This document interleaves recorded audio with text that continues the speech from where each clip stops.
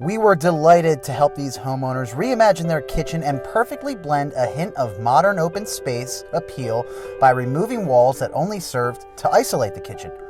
The home's kitchen and dining room was originally built with a wall separating the kitchen from the rest of the living space. Our new floor plan and design removed that wall, which required rerouting of the existing ductwork, supplying heat and air conditioning to the kitchen. This new open space allowed for a large L-shaped island to be installed that provides a better workflow and additional counter space.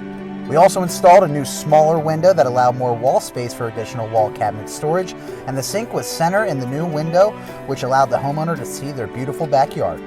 Owner Nick F said he couldn't be happier with the space we constructed.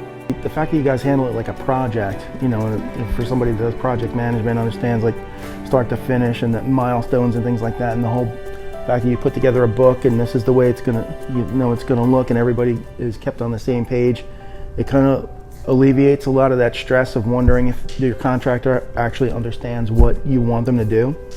So I think how detailed Cipriani was will help a new someone who's looking to do a project for a first time, or they're looking for a contractor. Helps definitely put their minds at ease and make sure that they're going to get what they want and they're going to get what they paid for.